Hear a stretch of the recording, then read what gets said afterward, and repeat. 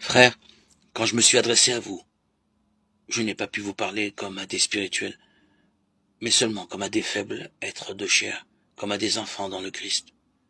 C'est du lait que je vous ai donné, non de la nourriture solide. Vous n'auriez pas pu en manger, et encore, maintenant, vous ne le pouvez pas, car vous êtes encore des êtres de chair. Puisqu'il y a entre vous des jalousies et des disputes, n'êtes-vous pas toujours des êtres de chair? Et n'avez-vous pas une conduite toute humaine? Quand l'un de vous dit « moi j'appartiens à Paul » et un autre « j'appartiens à Apollos », n'est-ce pas un langage tout humain? En fait, qui est Apollos et qui est Paul?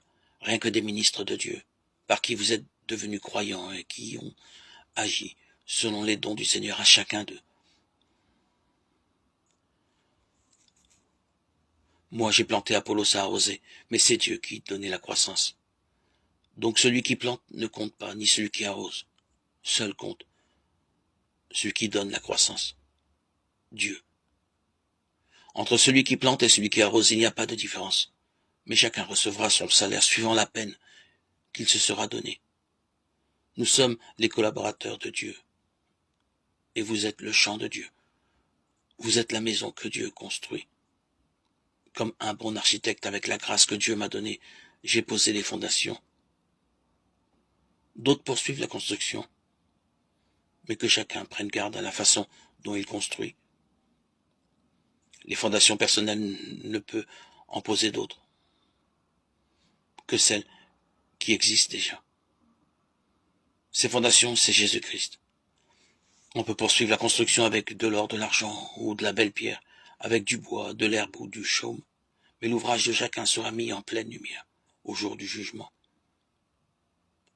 Car cette révélation se fera par le feu, et c'est le feu qui permettra d'apprécier la qualité de l'ouvrage de chacun.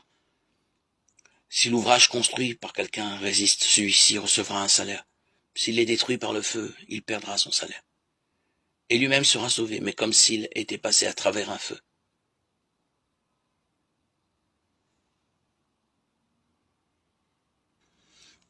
1 Corinthiens 3,15. Dieu aurait pu confier à ses anges le message de l'Évangile et toute l'œuvre du ministère d'amour. Il aurait pu se servir d'autres moyens pour accomplir son dessein.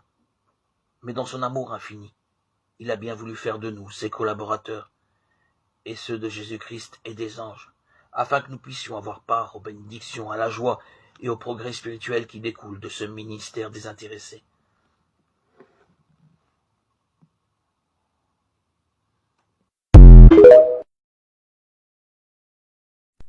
Jésus est notre Emmanuel, notre Sauveur.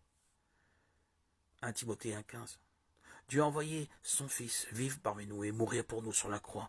Par le sang versé du Christ, nous pouvons être réconciliés avec Dieu. Romains 5,10, 2 Corinthiens 5,19, Colossiens 1,20. Lorsque nous sommes nés de son esprit, le Christ vient vivre en nous. 2 Corinthiens 6,16, Galates 2,20.